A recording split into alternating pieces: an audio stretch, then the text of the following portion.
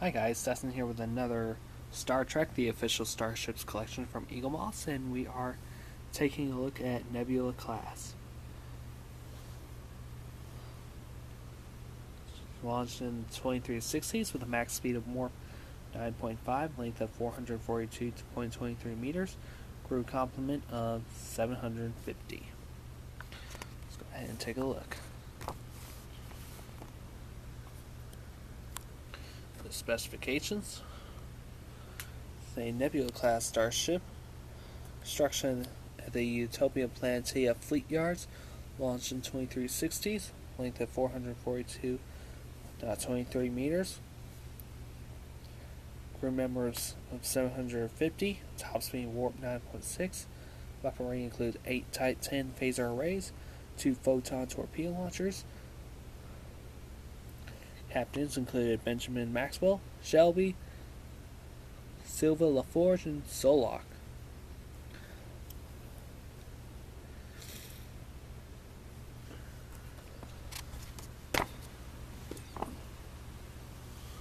Here's a Nebula class starship. It actually took the use of a Galaxy class saucer and also the warp nacelles as well. Even uses the engineering section to actually cut off the tail end with that pylon put upside down like so. Also the top section. The Nebula class most distinctive feature is the upper module. Be configured for different mission profiles.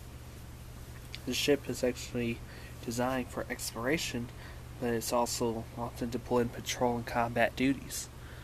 The Nebula class was designed and constructed in the 24th century around the same time as the larger Galaxy class. As a result, they share similar technology and components. In particular, the Nebula class actually has a saucer section that is almost identical design and size to that found on the Galaxy class.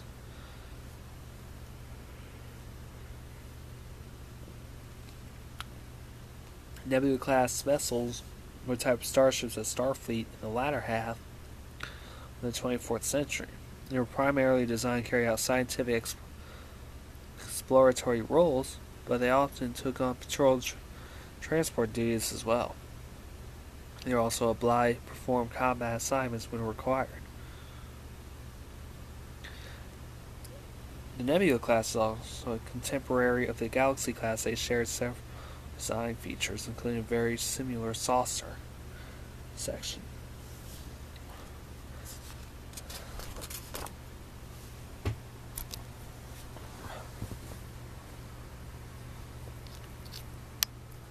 So, here is the overviews. In 2373, the Nebula class ships battled the Borg alongside the USS Enterprise E.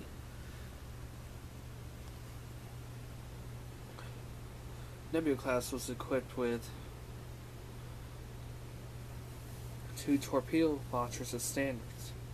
The equipment module can be configured to carry additional torpedo launchers, thereby increasing its firepower. USS Sutherland is senior firing torpedo from his adaptable superstructure.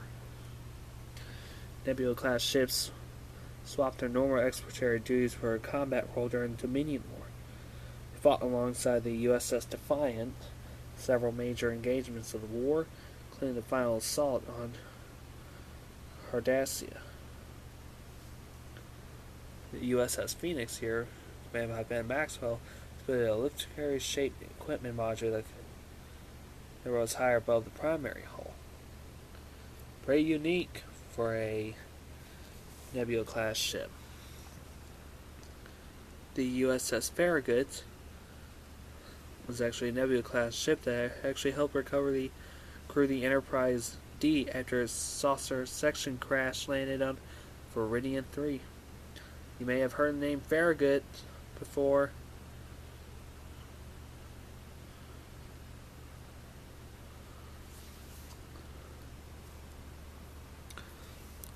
In 2367, Benjamin Maxwell, captain of the Nebula class USS Phoenix, went rogue and used ship to destroy a Cardassian outpost.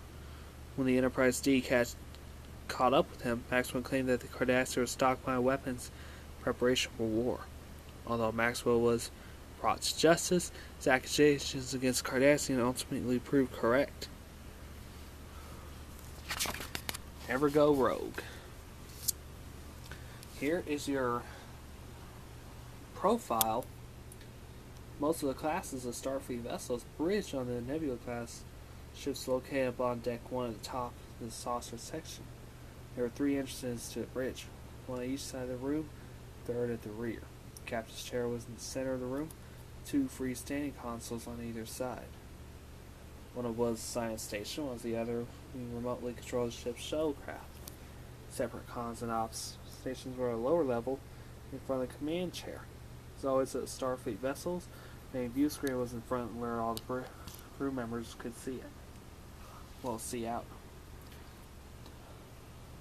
The view screen of USS Prometheus, right here, has similar view screens for Galaxy-class ships. Whereas the view screen of the USS Sutherland, right here, is actually much smaller in normal size. As always, the saucer section actually still has the same layout as a Galaxy-class starship. You have of course, the phaser array that goes around, lifeboat hatches all over. This is actually USS Honshu, NCC 60205. Got 2 transport emitters right here. But the only thing there are some things that stood out for this is the upper equipment module. That's what gives it off.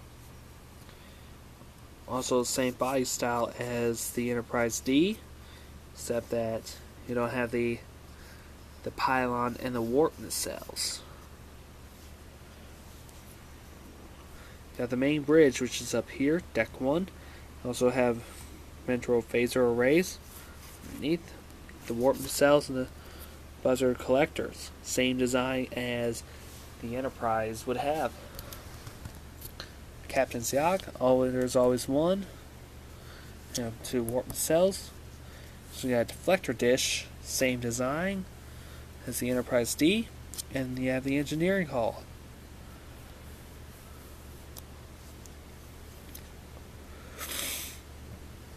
In data feed, the Nebula-class Starship is equipped with a variety of auxiliary craft, including Type 6 and Type 7 shuttlecrafts, as well as similar Type 15 shuttle pods. The Vulcan crew, the USS Tincumbra, was commanded by Captain Solok and had all Vulcan crew. He spent 6 months fighting the front lines during the wars with the Dominion. An all Vulcan crew, how about that? Missing in action, Geordie LaForge's mother, Sylvia LaForge, was captain of the Nebula-class USS Hera, NCC 62006. He was a routine courier run when it was missing. Despite a massive search, it was never found. The Nebula-class USS Sutherland was named after Horatio Hornblower's flagship, the C.S. Forster's novels. These books served as one of Gene Roddenberry's original inspirations for Star Trek. Designing this ship. It's actually one of the most frequently seen ships in Starfleet that actually has a humble beginning and an unusual history. It's a familiar sight, never starred in a Star Trek series, one of the most frequently used models in the fleet. Over the years, it featured on 3 different Star Trek TV series and 2 of the movies. The model has been adapted and rebuilt at irregular intervals, and as sharp-eyed fans notice, it looks different almost every time it has happened. Wow. Back in the days of Star Trek The Next Generation, before the introduction of computer graphics, making new starships a big deal. That means making physical models were expensive, so whether they could get the VFX team to reuse existing models. In the first 3 seasons, whenever we saw a starship that wasn't the Enterprise D, it's actually a reuse of the Excelsior, Reliant, and Grissom models. That implies Starfleet only had old ships. Senior illustrator Rick Sternbach and scenic art supervisor and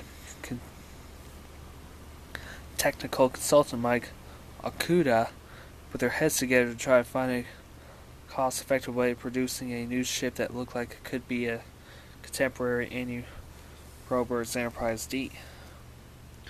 On the top right picture right here, this is the early kit bash model of the Nebula class ship repair graveyard scene of Best of Both Worlds Part 2.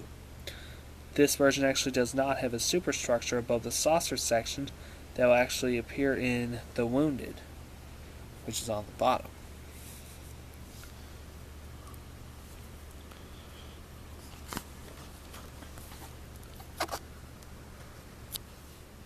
Illustrator Rick Sternbach actually designed the equipment module for the Nebula class, altering its shape and making it much more integrated with the rest of the design. After the debut in The Wounded, Nebula class was retrofitted with a new triangular-shaped equipment module for its appearance as the USS Sutherland in the episode Redemption Part 2. This is what it looked like. Nebula class model was substantially renovated at the ILM for its appearance in Star Trek Generations. Serves as the USS Farragut.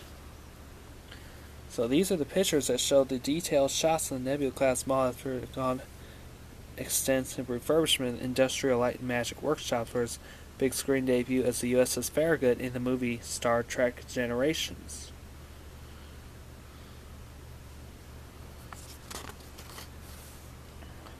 With a color change, during its overhaul, the original white-blue color scheme matched the Galaxy class module was changed to a blue-gray. Much more detail was also painted on. In its new livery, the Nebula class model appeared as the USS Farragut in the closing scenes of Star Trek Generations. It made its final appearance as an unnamed Nebula class ship in the battle sequence with the Borg at the beginning of Star Trek First Contact. A new CG version of the Nebula class was built for Star Trek Voyager's episode Message in a Bottle. This was actually featured USS Prometheus, a prototype vessel with state-of-the-art weaponry. It's going to be built for CG, but script called for to destroy a Nebula class vessel. Logistics of filming a battle sequence featuring one CG ship and one studio miniature were too complex, not to mention expensive and time-consuming. This is as seen here. We will take a look at the USS Prometheus when we get around to it. This picture right here, the top right, the main picture right here is CG version of the Nebula class from Message in a Bottle. Feature on several more episodes of both Star Trek Deep Space Nine and Star Trek Voyager.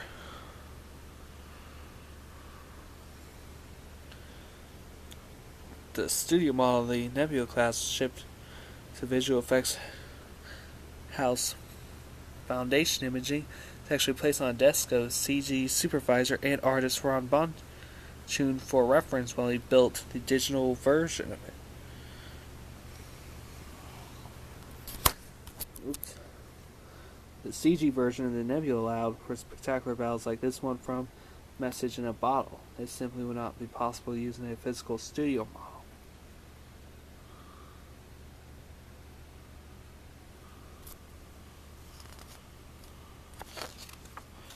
Now introducing the Cardassians.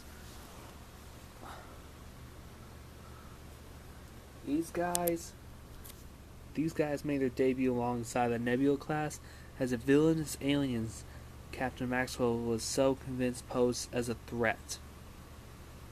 I'm not confusing these guys as the Kardashians or Kim Kardashian or somebody. We know Kim Kardashian is a snake. These guys are the Cardassians.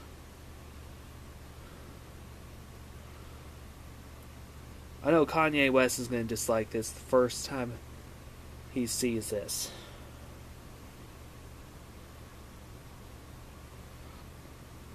By the fourth season of Star Trek Next Generation, writers knew they wanted to add in a new recurring race to show that they can act as villains too.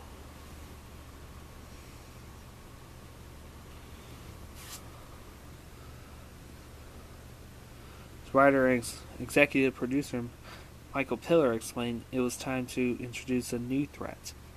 We did feel that we needed to dot the map with more alien races. I don't think there was any disagreement about it. We do not see the Borg being a continuing factor even after seeing the best of both worlds. By the time we had done a lot of Romulan stories, we had done a lot of Klingon stories, and we were worried that we were mining those races over and over again, seeing the audience wants see something new. Yeah, like if you're like watching TV and watching especially Star Trek in the early times, you go, oh my god, can't they feature anything new, like new alien races or new enemies? And that's until season 4 of the Next Generation. Now we introduce the Klingons, the Romulans in the original series, the Borg, the Cardassians, the Ferengis, the Xindis, the Kremlins, the Tholians. You name it, it's out there.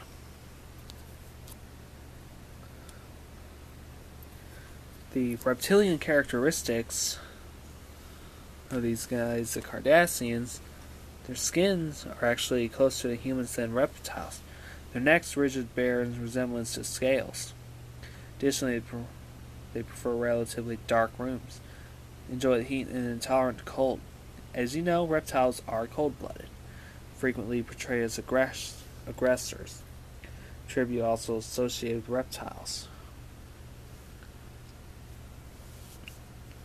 They introduced a new enemy that is able to speak to the level of Picard.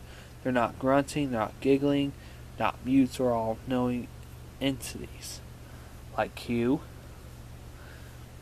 Here are the Cardassians, who are also graduated first in their class. They're able to carry on highly intelligent conversations with Picard, but they're sinister and evil as hell.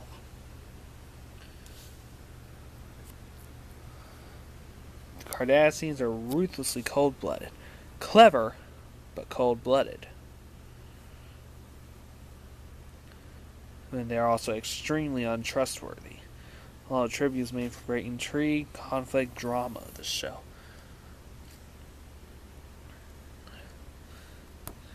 One, makeup designer Michael Westmore came up with the reptilian look of the Cardassians. He was actually inspired by actor Mark Alamo's long neck. Alamo was cast as Golmecet and later played as Gul Dukat. And on screen, as always, we wrap up the video with on screen. Check out what's upcoming in the next issues and take a look at them all when we're done. The first appearance was in The Wounded, later on to appear in 3 different Star Trek TV shows, appeared in Generations and First Contact. So in The Wounded, Captain Maxwell, the Nebula class USS Phoenix, threatens recent peace between the Federation and Cardassians after he destroys a apparently unarmed Cardassian space station. Picard is ordered to stop the renegade vessel. Cannot believe Maxwell would attack without reason. The threat of war looms as Picard threats to fine line between doing his duty and discovers the truth. If you were put in a position like that, Starfleet, military, U.S. military, anything like that, there's a fine line between doing your duty and saying the truth. Also appears in Second Sight. Noted scientist Professor Gillian Sayetic arrives on Deep Space Nine to rendezvous with the Nebula class USS Prometheus. It is being prepared by Chief O'Brien for use of Sayetics ambition projects to use protomatter to reignite a dead star called Epsilon 119.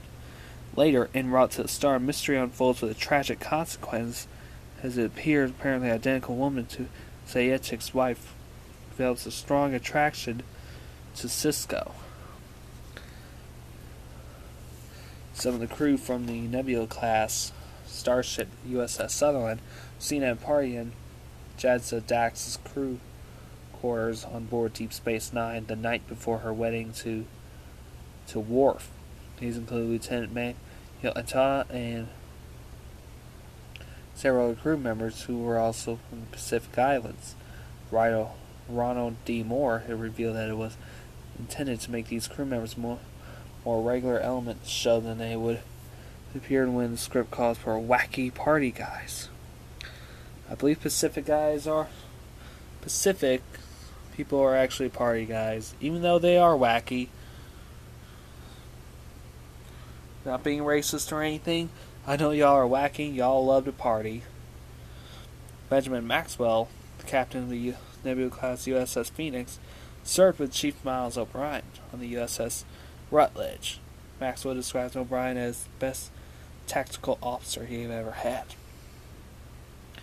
The Nebula class USS Bonchoon that appeared in Star Trek Voyager's episode Message in a Bottle was named after Rob Bonchoon, the visual effects supervisor who created the CG version of the ship. The registry number was taken from his birthday, 15 September 1970. That means 09/15/1970. That means it took the last two numbers of the year, did it on 79 here and 15. So that's basically pretty cool. I like to see that happen to me. I can picture it right now. 94/9/17. That'll basically be my registry number. I don't know. Hey, let's make that an activity. If you're gonna have a registry number of a starship, put NCC, take the last two numbers of your birth year, put them two first. Then take your month, stick in the middle, and the day. For example, this date right here, 09/15/1970, take it like this. Last two numbers, month, number, do not put 0.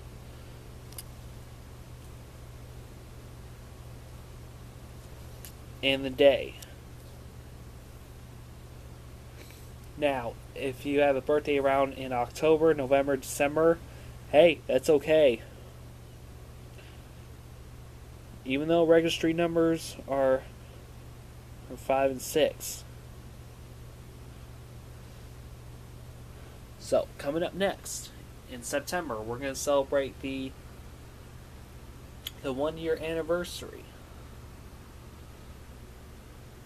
of this brand new series, Star Trek Starships Reviews. We're going to be taking a look at the Xindi Insectoid Starship.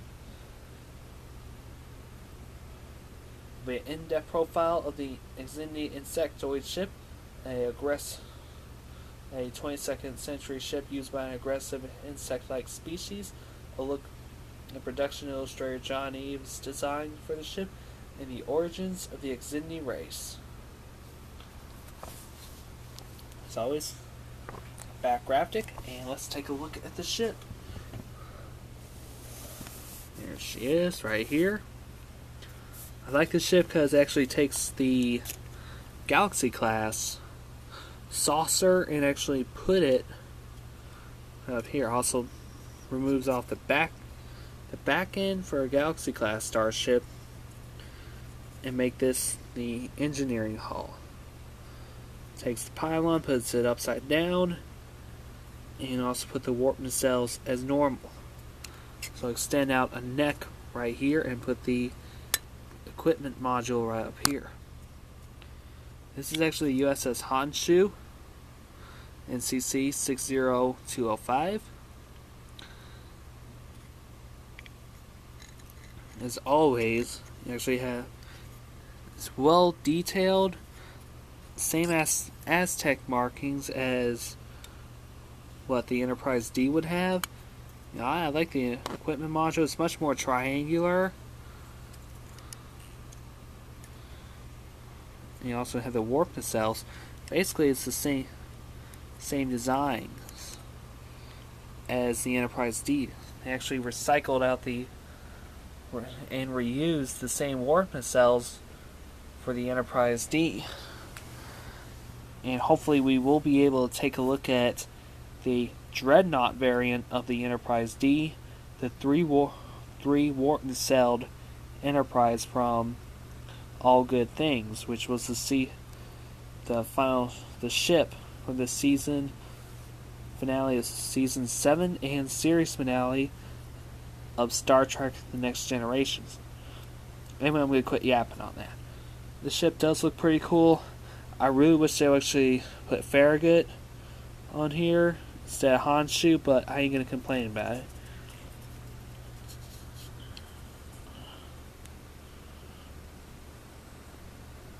Looks pretty cool.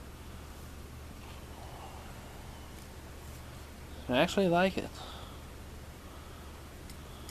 And it's always top heavy at the front for die casting, and the display stand is actually much difficult because when I first put this on, it kept popping off like it was easy to remove, but I actually got that little problem fixed, and now it will be able to just slide in and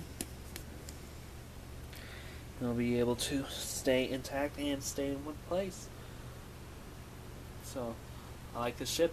I will see you next month for the Xindi insectoid ship, and I think there's also one other Federation ship, I believe. I know it's going to be... I know it's issue 24, also issue number 25 for next month. Anyway, just like alright, before I end off the video here, I know in my last video I explained that there was a problem with the television and internet here, but when this video is up, it's probably fixed by now. So I just taped this taped this the day it happened, and hopefully won't be able to upload it until once I get the internet back. So probably as of right now, I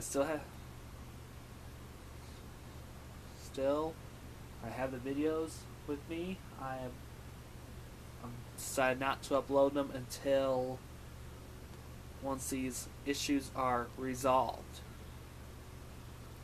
It's the first time it happens. Internet went down and our TV went out. So I'm holding on to these videos right now, and hopefully that all will be okay. Anyway, my name is Dustin, and I will see you next month for issues number 24 and 25.